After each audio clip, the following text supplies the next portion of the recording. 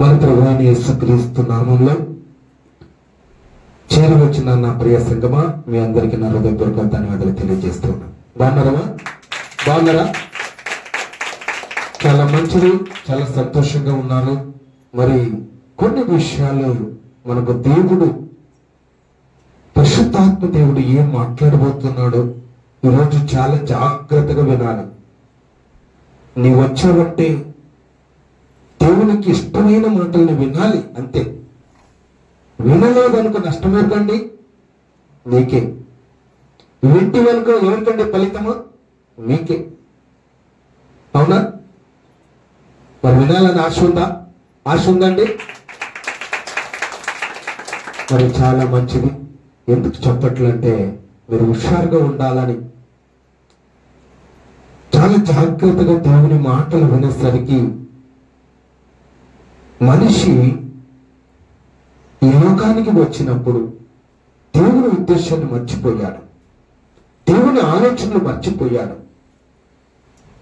బయట ఒక రకంగా, లోపల ఒక రకంగా. బయట నిన్ను పొగడడం, లోపల నిన్ను తిట్టుకోవడం. ఉన్నారా లేదా అలాంటి? ఈ సమాజంలో భ్రష్టు పట్టించిన సమాజంలో మనం కూడా ఉన్నాం. ఈ లోకంలో ఉన్నప్పటికీ దేవుడు చెప్తూ ఉన్నాడు, నీ పై రూపాన్ని కాదు నాయనా, నాకు కావాల్సింది ఏం కావాలి? అంతరంగములో కావాలి. అంతరంగమును ఎరిగిన వాడు ఆయన. అంతరంగముల గురించి మీరు ఈరోజు వినబోతూ ఉన్నారు. ఏమని అంటే, అంతరమును ఎరిగిన దేవుడు అనే అంశం. దాని అర్థం ఏంటంటే, చెప్తూ ఉన్నప్పటికీ మనము అంతరంగమును ఎరిగిన వాడు అని. నేను పై రూపాన్ని మేము చూడగలం, కానీ అంతరంగమును ఎరిగిన వాడు ఎవరంట? దేవుడు. అదే అంశం. ఏమంట? అంతర్యమును ఎరిగిన దేవుడు అనే అంశంతో మీతో నేను కొన్ని విషయాలు పంచుకోవాలని మనవి చేస్తూ ఉన్నాను. మరి మనము చూసుకున్నట్టయితే మనము ఈ లోకములో ఉన్నాము, ఈ భూలోకములో ఉన్నాము. మన ప్రభువైన యేసుక్రీస్తు ప్రభు కూడా ఈ లోకములో ఉన్నప్పుడు ఆయన ఈ లోకంలో స్వార్థను ప్రకటించినప్పుడు కొన్ని విషయాలు యేసుక్రీస్తు ప్రభు మాటలు మనం విందాం. ఆయన చెప్పిన మాట ఏంటంటే, ఆయన అంతరంగమును ఎరిగిన వాడు నేను అంటున్నాడు క్రీస్తు. ఎందుకంటే నేను ఇలా చెప్తూ ఉన్నాను, ఈ వాక్యాన్ని వింటున్నావు అనుకుంటూ ఉన్నాను, కానీ మీరు ఏం చేస్తూ ఉన్నారంటే, మీరు దిక్కులు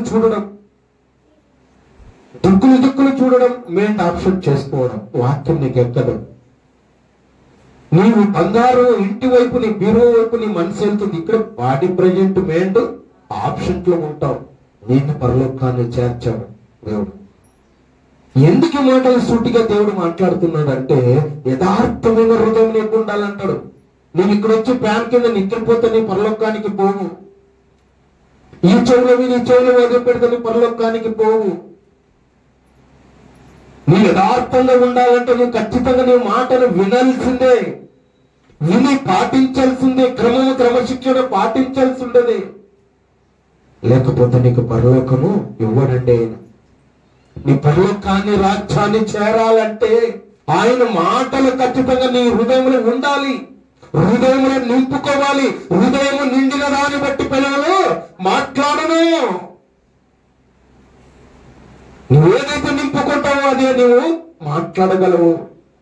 క్రీస్తు హృదయంలో నింపుకున్నావు అనుకో, నువ్వు అంతరంగము ఎరిగిన వాడే నీ హృదయంలోకి వచ్చేస్తాడు. ప్రభువా నా హృదయానికి రా ప్రభు అంటేనే ఆయన వచ్చేస్తాడంటే. హృదయమును నింపుకున్న నీ కలవసలు, దురాలోచన, దుర్బుద్ధులు, దుష్టబుద్ధులు, కక్షాలు, భేదాలు, అసూయలు, అల్లరితో కూడిన ఆటపాటలు, అన్ని 15 లక్షణాలు తీసివేస్తే అప్పుడు ప్రభువా నా హృదయానికి రా ప్రభు అంటే ఆయన వచ్చేస్తాడు డైరెక్ట్. ఈ దేహము దేవుని ఆలయమని వినగవా? దేవుడు పిలుపునిస్తూ ఉన్నాడు, నేను ఆహ్వానిస్తే నేను నీ దగ్గరికి వస్తాను. ఎందుకు? నువ్వే ఆహ్వానించాలంటే నువ్వు హృదయంలో నింపుకున్నది ఖాళీ చేయాలి. ఎందుకంటే నువ్వే నింపుకున్నావు కాబట్టి నువ్వేం చేయాలి? ఖాళీ చేయాలి. ఖాళీ చేసి నువ్వు ఆహ్వానించాలి. ఆ క్రీస్తు నీవు ఆహ్వానించినప్పుడు ప్రేమ ద్వేషములన్నీ కప్పును. ప్రేమ ఉంటే ద్వేషములన్నీ కప్పుతూ. ఇవన్నీ కూడా నువ్వు తెలుసుకోవాల్సిన విషయాలు. అంతరంగముల గురించి దేవుడు ఈ రోజు మాట్లాడబోతూ ఉన్నాడు. పై రూపాన్ని చూడు గాని అంతరంగం కావాలి ఆయనకి. నీ పై రూపాన్ని ఎంత డ్రెస్ వేసుకున్నావు, ఎలాంటి డ్రెస్ వేసుకున్నావు, కర్కర డ్రెస్ వేసుకున్నావా, వైట్ డ్రెస్ వేసుకున్నావా, ఇది కాదు ఆయనకి కావాల్సింది. పై రూపము కాదు. ఏమి కావాలి దేవునికి? ఆ హృదయం, అంతరంగం కావాలి ఆయనకి. మరి అంతరంగములో మరి ఎలా ఉండాలి అనుకుంటూ ఉన్నాడు, ఎలా మిమ్మల్ని ఉంచిపోవాలనుకుంటున్నాడు, ఎలాగే మిమ్మల్ని నడిపించాలనుకుంటున్నాడు, మరి మీరు తెలుసుకునడానికి ఆసక్తి ఉందా? అంతేనా? దేవునికి మహిమ కలుగను గాక. చూడండి, మొట్టమొదటి మాట ఒకటి గుర్తు చేసుకుందాం. చూడండి, యోహాను సువార్త 2వ అధ్యాయము 24వ వచనం చదవండి. అయితే యేసు అందరినీ, అంటే ఈ ప్రపంచంలో ఉన్న మానవులందరినీ ఎరిగినవాడు కనుక ఆయన నన్ను వారు వశము చేసుకోలేదు, నన్ను ఆరాధించలేదు, నన్ను వాళ్ళు కనపరచలేదు, వారు నన్ను పట్టించుకోనలేదు, నన్ను గుర్తించలేదు అన్నట్టుగా క్రీస్తు మాట్లాడుతున్నాడు అక్కడ. ఆయన మనిషిని ఏమంట? అంతరంగములను ఎరిగినవాడు. అంతరంగములను ఎరిగినవాడు ఆయన. నీ పైన ఒక రకంగా, లోపల ఒక రకంగా నువ్వు ఉంటే ఎవరు గుర్తిస్తారు నిన్ను? దేవుడు గుర్తిస్తున్నాడు. జాగ్రత్త సుమా, జాగ్రత్త. యథార్థవంతులు ఎలా అయ్యారు? దేవుని వాక్యాన్ని నింపుకున్నారు కాబట్టి యథార్థవంతులు అంటున్నారు. నీతిమంతులు ఎలా అయ్యారు? యథార్థంగా దేవుని హృదయంలో ఉంచుకున్నారు కాబట్టి, అంతరంగంలో ఉంచుకున్నారు కాబట్టి నీతిమంతులు అయిపోయారు. మన మూల పురుషులు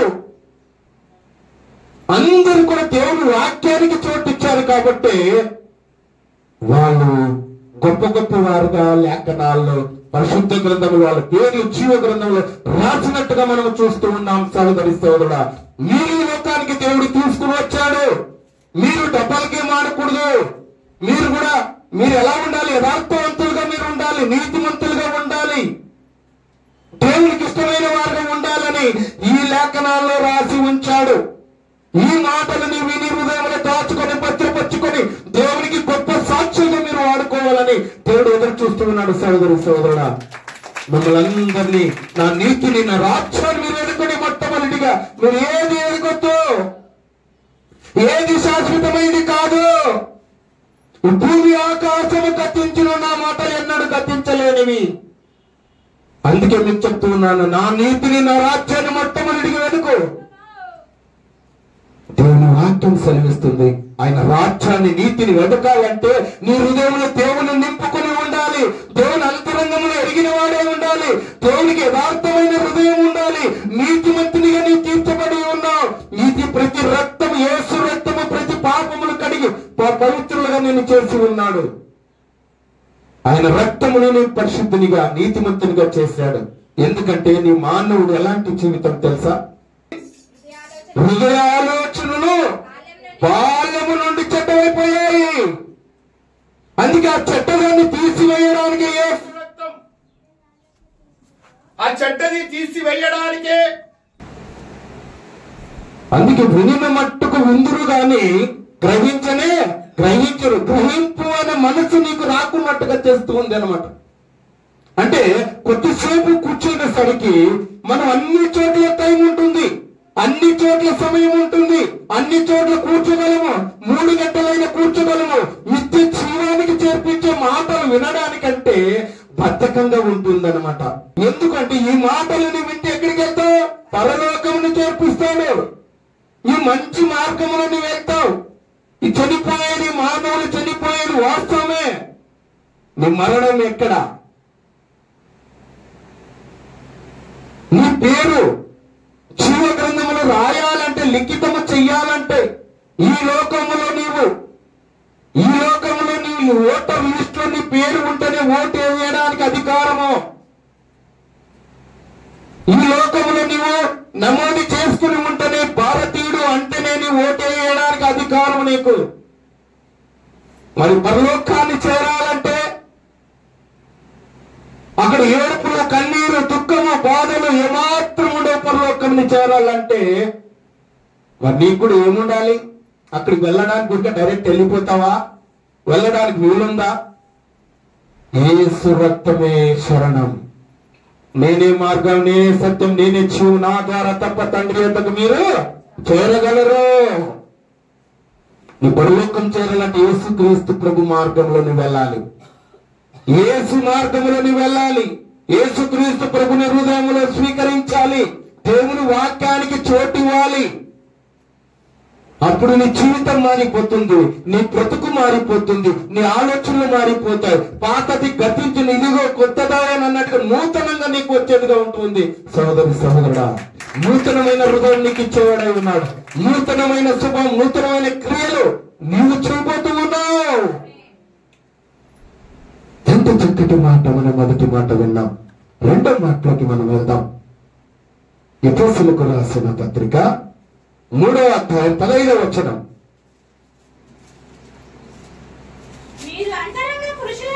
మీరు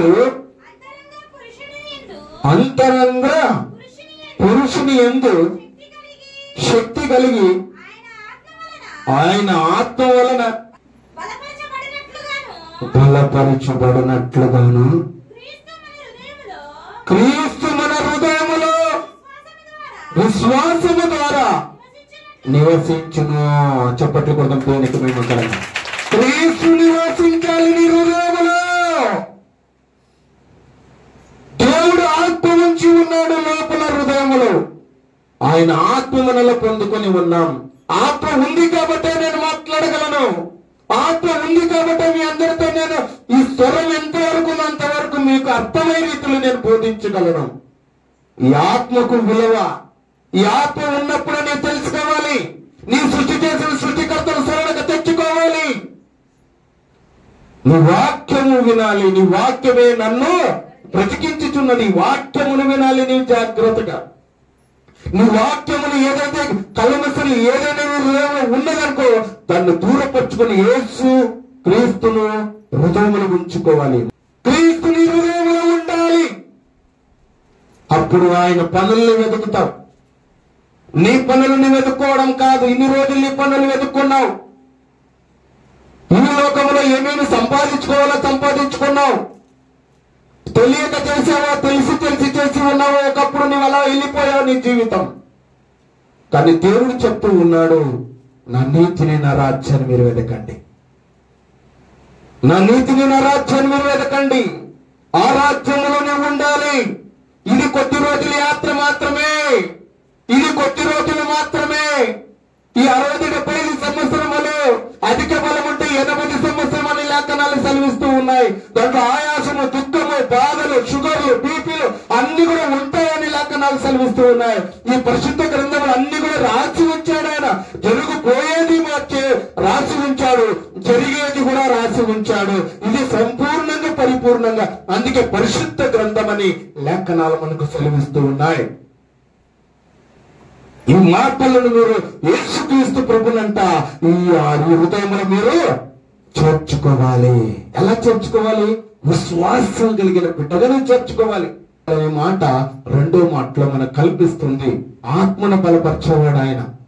ఆత్మను బలంగా, ఆత్మకు ఏది ఆహారము? దేవుడు వాక్యము. అందుకే వాక్యము నేను బలపరచేవాడు అంటున్నాడు దేవుడు. అందుకే క్రీస్తుని మీరు స్వీకరించాలి హృదయంలో. ఒకప్పుడు యేసు క్రీస్తు ప్రభుని స్వీకరించలేదానికి ఎన్నెన్నో ఎదుర్కొని ఉంటావు. ఎన్నో శ్రమలు గుండా వెళ్ళావు, ఎన్నో ఇబ్బందులు గుండా వెళ్ళావు. దేవుని యేసు క్రీస్తు ప్రభుని స్వీకరించలేదు కాబట్టి ఎన్నో శ్రమలు నీకు ఎదురయ్యి ఉండవచ్చు. కానీ ఈ రోజే దేవునికి నీ హృదయము నువ్వు సహోదరి సహోదరుడా, నీ హృదయము నువ్వు దేవునికి ఇచ్చి దేవుని ఆహ్వానించినట్టయితే క్రీస్తు నీలో ఉంటాడు. నువ్వన్నిటిని కూడా యేసు నామములో నీ సమస్యలు వెళ్ళగొట్టుగాక. మరొక మాట మీకు తెలియపరుస్తున్నాను. రెండో మాటను మనం విన్నాం. మూడో మాట దగ్గరికి మనం వెళ్దాం. చూడండి, సామెతలు 20వ అధ్యాయం 30వ వచనం.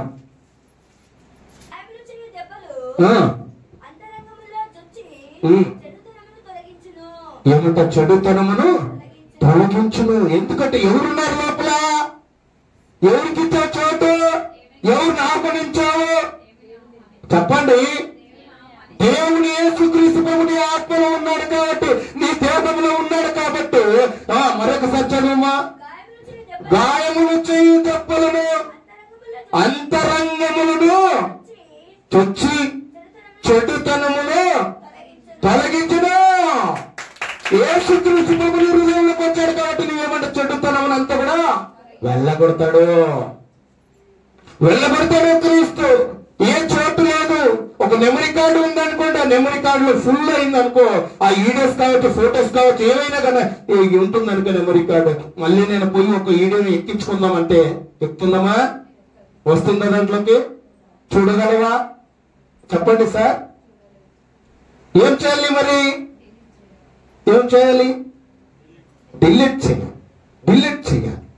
డిలీట్ చేస్తే అప్పుడు నీవు హృదయంలోనికి వచ్చినట్టుగా హృదయం ఖాళీ చేయాలి. నీవు దీంట్లో ఏముంది? ఫుల్ ఉంది. ఏముంది? ఈ 15 లక్షణాలు ఉన్నాయి. ఇవన్నీ ఖాళీ చేస్తే నీ హృదయంలోకి దేవుడు వస్తాడు. వచ్చిన తర్వాత క్రీస్తు ఉన్నాడు అనుకో, మరి వేరే దానికి చెడు ఇంత ఏమైనా ఉంటే కూడా ఏం చేస్తాడు? దేవుడు తొలగిస్తాడు. అప్పుడు నువ్వు హృదయంలోనికి ఏది నువ్వు ఆహ్వానించినా, ఏది వచ్చినా నీ దగ్గరికి ఏది రాదు, తొలగిస్తాడు. ఇక ఉన్నది కూడా వదిలిపెట్టాలి. నూతనమైన హృదయం నీకు కావాలి. యేసుక్రీస్తు ప్రభుని స్వీకరించినప్పుడు నూతనంగా నువ్వు జీవించాలని లేఖనాలు సెలవిస్తాయి. 3వ మాట మీరు విన్నారు. ఏమని? చెడుతనమును తొలగించాలి. ఎస్ఆర్ నుండి 3వ మాట. 4వ మాట కూడా విందాం. అక్కడ చూడండి, సామెతలు 10వ అధ్యాయం 18వ వచనం. పగ ఉంచుకున్నవాడు అబద్ధికుడు. పగ ఉంచుకుంటే ఏమంటాడా? అబద్ధికుడు. ఎవరికి అబద్ధికుడు? దేవునికండి, మనకు కాదు. మనకి ఎందుకంటే నాటకాలు చేస్తూ ఉంటారు కాబట్టి మనకి ఏదో మంచిది మోహం కలిగి ఉంది, మంచి భక్తిపరుడు, ప్రార్థన పరుడు మనం అనుకుంటాం. లోపల ఏది ఉంచుకున్నాడంట? చెడు ఉంచుకున్నాడు. ఏముంచుకున్నాడంట? పగ, కక్షాలు, భేదాలు, అసూయలు, అల్లరితో కూడిన ఆటపాటలు ఉంచుకున్నాడంట. కొండమంటే గొడవలు పెట్టడం, ప్రచుర అంటే అందరికీ చెప్పడం. జాగ్రత్త వినాలి, అందరికీ చెప్పేది. చెయ్యువాడు బుద్ధిహీనుడు. అలాంటి వాడు బుద్ధిహీనుడు. దేవుడికి ఇష్టపడుడు, బుద్ధిహీనుడు అంటున్నాడు, అబద్ధికుడు అంటున్నాడు. ఇలాంటి స్వభావం ఎవరికైనా ఉన్నట్లయితే, మీలో ఎవరికైనా ఉన్నట్టయితే యేసు నామములో విడిపిపోవును గాక. ఆమేన్. ఎన్నో మాట అండి? 4వ మాట మీరు విన్నారు. మరి ఏమి విన్నారు? యేసుక్రీస్తు ప్రభు హృదయంలో నీవు ఆహ్వానిస్తే ఆత్మను బలపరిచేవాడై ఉన్నాడు. మొట్టమొదటి మాట. 2వ మాట ఏమన్నారు? అంతరంధ్రములను ఆత్మయు శక్తియు కలిగి జీవించాలనే 2వ మాట విన్నాము. 3వ మాట ఏం విన్నాము? చెడుతనమును తొలగించుకోవాలి. 3వ మాట విన్నాము. 4వ మాట పగలు, కక్షాలు, భేదాలు, అసూయలు అన్ని కూడా నీవేం చేయాలి? తొలగించుకోవాలి. ఎన్ని మాటలు విన్నారు? 4 మాటలు విన్నారు. 5వ మాట కూడా విందాం. సామెతలు 22:18 వచనం. నీ అంతరంగమును వాటిని నిలుపుకొని. ఏది నిలుపుకోవాలి? దేవుని వాక్యం. ఇప్పుడు చెప్పుతున్నది దేవ సేవకుని వాక్యం బోధించేటప్పుడు అంట జ్ఞానమును ఉపదేశమును ముంచుకోవాలి నోటిలో అంటూ ఉన్నాడు. అంటే నెమరు వేసుకోవాలి. ఈ ఉదయమంతా కూడా పోయి ఈ ఆవులు కావచ్చు, గేదెలు కావచ్చు, మేకలు కావచ్చు, ఇవన్నీ కూడా పోయి ఉదయం పూటంతా కూడా పంటలోను, కొండల్లోను, గుట్టల్లోను, తోటల్లో అన్ని కూడా మేత వేసి వస్తాయి. పగలంతా తిని వస్తాయి. ఇంటికి వచ్చిన తర్వాత ఏం చేస్తాయి? అవి నెమరి వేస్తాయి. నెమరి వేస్తేనే దానికి ఆరోగ్యం. నెమరి వేయకపోతే ఎవరికి నష్టం? దానికే నష్టం. అందుకే నెమ్మది వేసుకోవాలంటున్నాడు. ఇక్కడ 5వ మాట మరొకసారి ఏమంటున్నాడు? అంతరంగములో జ్ఞానమును ఉపదేశములు ఉంచుకోవాలి. నీ నోటిలో జ్ఞానాన్ని ఉంచుకోవాలి, దేవుని మాటలు ఉంచుకోవాలంటే క్రీస్తు హృదయంలో ఉన్నాడు కాబట్టి నిన్ను జ్ఞాపం చేస్తూ పరిశుద్ధాత్మ దేవుడు జ్ఞాపం చేస్తూ ఉంటాడు. నీ హృదయంలో ఉంచుకోవాలి అనే మాటలు మనం తెలియపరుస్తూ ఉన్నాం. ఎన్నెన్నో ఆలోచనలు, ఎన్నెన్నో తలంపులు, ఎన్నెన్నో అన్ని కూడా అలాంటి ఆలోచనలు కూడా దేవుని వైపునే చూసే వ్యక్తులుగా మీరు ఉండాలని దేవుని వాక్యం సెలవిస్తుంది. ఎప్పుడు సార్ ఎల్లప్పుడూ దేవుని వైపే చూస్తే మన వైపు చూసేవాళ్ళు ఎవరు? అమ్మ కావాలి కదా సార్ అంటే నా పని నేను చేసేవాడు, నీ పని చేసుకుంటూ నా పని చేయమన్నాడు. ఇలాంటి స్వభావ బుద్ధి కలిగిన వారు ఉన్నారు కాబట్టి ఆయన ముందుగానే లేఖనాల్లో రాసి ఉంచాడండి. నీ పని చేసుకుని నా పనులు చేయనైనా అంటాడు. అర్థమైందా? మరి ఎన్నో మాట విన్నారు? 5వ మాట మీరు విన్నారు. 6వ మాటలకు కూడా వెళ్దాం. కీర్తనల గ్రంథము 40వ అధ్యాయము 8వ వచనం. దావీదు గారి దగ్గరికి వెళ్దాం. దావీదు ఏం మాట్లాడుతున్నాడో చూద్దాం. నా దేవా, నీ చిత్తమును నెరవేర్చుట నాకు సంతోషము. ధర్మశాస్త్రము నా అంతరంగములో ఉన్నది అంటున్నాడు. ఆయన ఏమంటున్నాడు? కొట్టు చప్పట్లు దేవునికి మహిమకరంగా. దావీదు మహారాజు, నా అంతరంగములో ధర్మశాస్త్రమున నీ వాగ్దానములు నీ చిత్తమును నేను నెరవేర్చేవాడే ఉన్నాను.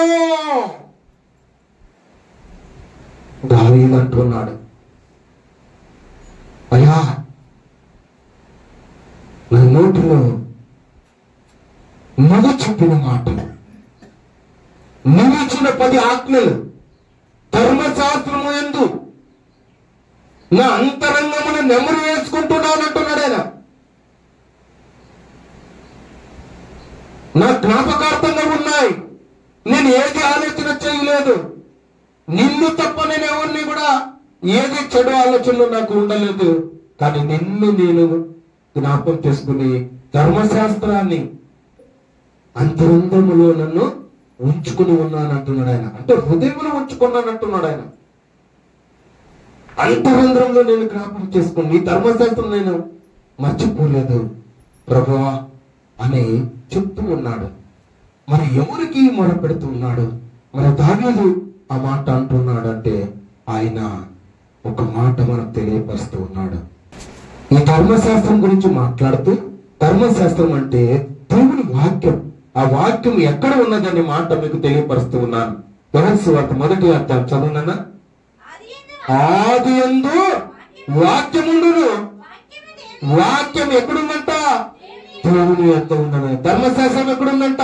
దేవుని యొద్ద ఉన్నను. అర్థమైందా? క్లారిటీ వచ్చిందా? క్లారిటీ వచ్చిందా?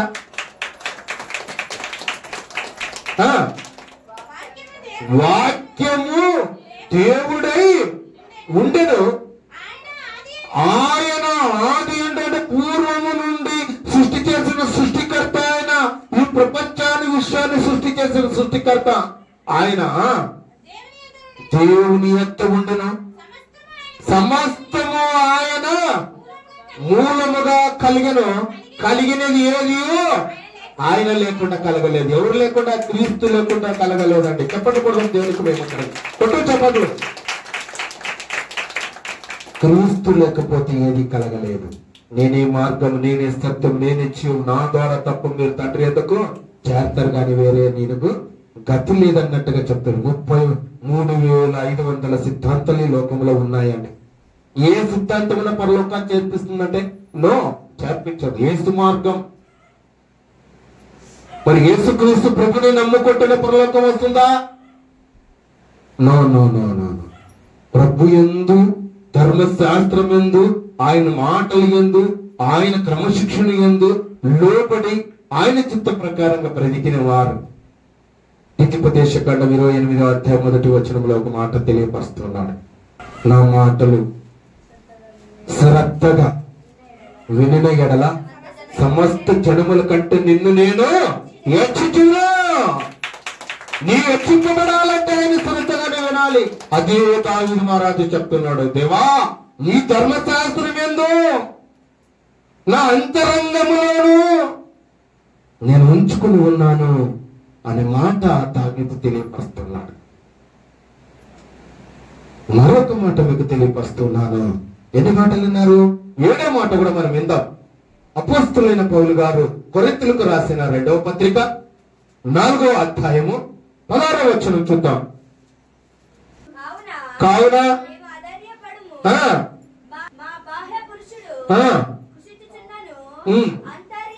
అంతరంగ పురుషులు ఎవరున్నారు? ఆత్మ దినదినము నూతన పరచబడను. నూతనంగా నీవు ఉండాలంటే దేవుని వాక్యం నువ్వు వినాలి. నీ శరీరానికి ఎలా అయితే 3 పూట్లు నీవు తింటూ ఉన్నావో, దేవుని ఆత్మ కూడా లోపల ఉంది. కుంచిపోకూడదు, కుషించిపోకూడదు. దినదినమును వాక్యమును నెమరు వేసుకునేవారుగా ఉండాలి. ఆత్మను బలపరుచుకునేవారుగా ఉండాలి. దేవుని వాక్యమును వినే వ్యక్తులై ఉండాలి. పరిశుద్ధుల సహవాసం కలిగి ఉండాలి. పరిశుద్ధుల సహవాసంలోనే ఉండాలి. ఒకరి పట్ల ఒకరు శ్రద్ధ కలిగి ఉండాలి. ఒకరి పట్ల ఒకరు ప్రార్థన సహవాసం కలిగి ఉండాలి. సహోదరుని కొరకు ప్రాణం పెట్టే బద్దలమై ఉండాలి. లేఖనాలు సెలవిస్తూ ఉన్నాయి. ఇక్కడ మనకు పౌలు ద్వారా మనం తెలుసుకున్న విషయం 7వ మాట మీరు విన్నారు. 8వ మాట దగ్గరికి మనం వెళ్దాం. కీర్తనల గ్రంథము 51వ అధ్యాయం 6వ వచనం. నీవు సత్యమును కోరుచున్నావు, నాకు జ్ఞానము తెలియజేయదు. ఏమంటున్నాడు అంటే ఇక్కడ నీవు అంతరంగములను సత్యమును కోరుచున్నావు. ఏం కోరుతున్నాడంటే అంతరంగములో సత్యము కోరుచు ఉన్నాడు. ఎవరు కోరుతున్నారు? దావీదు మహారాజు అంటున్నా. ఆయన అంతరంగములో నాకు ఏమంట? అంతరంగములో సత్యమును కోరుచున్నాను, అంతర్యమున నాకు జ్ఞానము తెలియచేయుచున్నాను.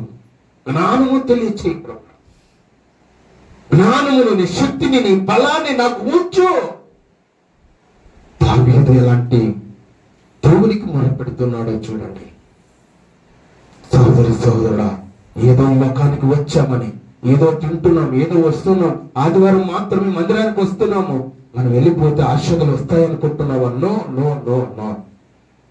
దేవునికి ఎలా ఉండాలి? నీ అంతరంగ పురుషుని శుద్ధినిగా ఉండాలి, సహవాసంలో ఉండాలి, దేవుని వాక్యాన్ని నెమరు వేసుకునాలి, నీ చెడుతనమును విసర్జించాలి, నీ పగలు కక్షలు వదిలిపెట్టాలి. అది ఆయనకి ఇష్టం. అలా ఇష్టంగా నీ బ్రతిక భలే నమ్మకమైన దాసురాలా, భలే నమ్మకమైన దాసుడా, నీ యందు నేను ఆనందిస్తున్నానంటాడు.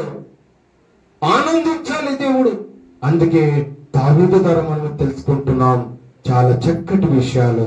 9వ మాట అక్కడ చూడండి. కీర్తనల గ్రంథము 51వ అధ్యాయమే 10వ వచనంలో ఒక మాట కనిపిస్తుంది. అక్కడ పక్కలోనే, దేవా నా యందు శుద్ధ హృదయము కలగచేయుము, నా అంతరంగములలో స్థిరమైన మనసు నూతనముగా పుట్టించుము.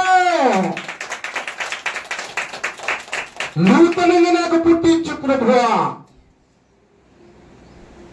నేను పాత జీవితంలో ఉన్నాను, ఆ సత్యము తెలియకపోయాను. అని ఇప్పుడు నుంచి నా తండ్రి నేను నీ కొరకు బ్రతుకున్నాను అనుకుంటున్నారా మీరందరూ? దావీదు చెప్తూ ఉన్నాడు. ఆయన పూజాడుతూ ఉన్నాడు, ఆయన బతిలాడుతూ ఉన్నాడు. దేవుడిని ఇష్టంగా నేను బ్రతకాలనుకుంటున్నాడు. ఆయన దావీదు ఎలాంటి వాడు అంటే దేవునికి ఆయననే ఇష్టానుసారుడు, హృదయానుసారుడు. అందుకే చెప్తూ ఉన్నాడు. ఏమంటున్నాడంటే అంతరంగములు స్థిరముగా ఉండాలనుకుంటున్నాడు ఆయన, స్థిరపడాలనుకుంటున్నాడు ఆయన. నూతనముగా మనస్సు నూతనముగా పుట్టించమంటున్నాడు. అంటే నూతనముగా ఎదగాలని ఆశ ఉంది ఆయనకి. నేను ఎదిగి నేర్చుకుని అనేక మందిని దేవుని వైపు నేను తిప్పాలి, అనేక మందికి నేను నడిపించాలి, దేవుడిచ్చిన సమయం సద్వినియోగం చేసుకుని అజ్ఞానాలే కాకున్నట్లు జ్ఞానంతో నడుచుకోవాలి అని ఆలోచన కలిగిన వ్యక్తి దావీదు. అందుకే ఆయన ఎక్కడో ఉండే వ్యక్తి, గొర్రెలు కాల్చుకుని ఉండే వ్యక్తి, ఆయన హృదయాన్ని అంతరంగమును చూశాడు దేవుడు. సౌలుగా రాజుగా ఉన్న సౌలుని తీసుకొని వచ్చి దింపి అక్కడ ఉన్న రాజు తీసుకొని వచ్చి అభిషేకం చేసి సింహాసనం ఇచ్చినట్టుగా చూస్తూ ఉన్నాం దావీదును. అలాంటి గొప్పవాడు దావీదు, అలాంటి హృదయానుసారుడు దావీదు. అందరూ తిరస్కరించారు, ఇంట్లో వాళ్ళు కూడా ఆయన తోసి వేశారు. కానీ దేవుడు మాత్రము వదిలిపెట్టాడండి. నీ హృదయం కావాలి అని, నీ అంతరంగంలో నీవు ఎలా ఉండాలి, నీవు ఎలా జీవించాలి, ఎలా బ్రతకాలి అన్ని విషయాలు మాట్లాడుతూ వచ్చాడు. దావీదుతో కొన్ని విషయాలు మనం తెలుసుకున్నాం. చివరి మాట మనం తెలుసుకుందాం. కీర్తనల గ్రంథము 103 అధ్యాయము 1 వచనం. నా ప్రాణమా యెహోవాను సన్నతించుము, నా అంతరంగమును సమస్తమా ఆయన పరిశుద్ధ నామమున సన్నతించుము.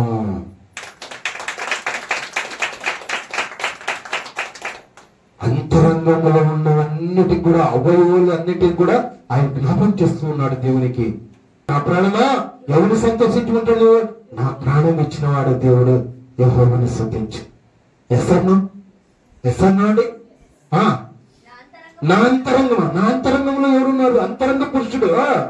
అంతరంగములను సమస్తమా, సమస్తం అంటే టోటల్ లోపల టోటల్ బాడీ అంతా ఆయన పరిశుద్ధ నామమునకు స్తుతించుము.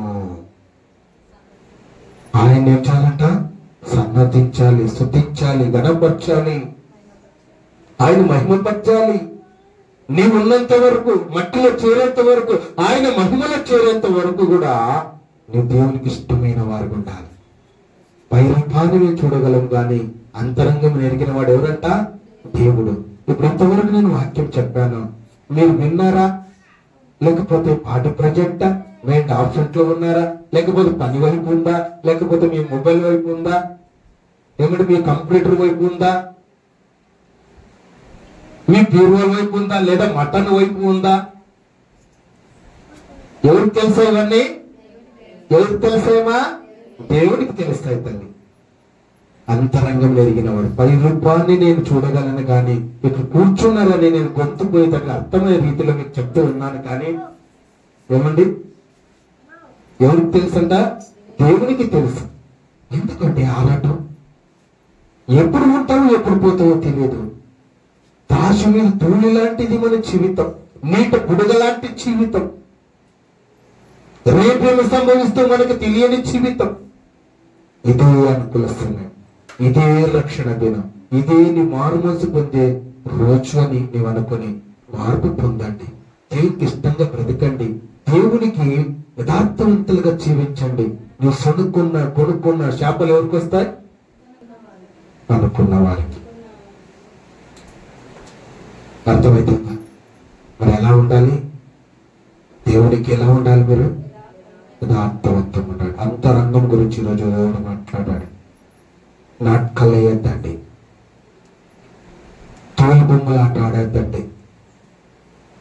ఇవన్నీ కూడా ఏం చేస్తాడు దేవుడు తెలుసా? నాలుకను కోసి వేస్తాడు, చీల్చి వేస్తాడంటాడు దేవుడు. కల్పన కథల వైపు మీరు తిరగవద్దు, సత్యం వైపు మీరు తిరగండి. దేవుడు ఎల్లప్పుడూ ఆనందం, సంతోషం పరలోకంలో ఉంచాడు మన కోసం. అది మీరందరూ పొందుకోవాలని మనస్ఫూర్తిగా కోరుకుంటూ దేవుడు వాక్యం దీవించి బలపరచును గాక. ఆమేన్.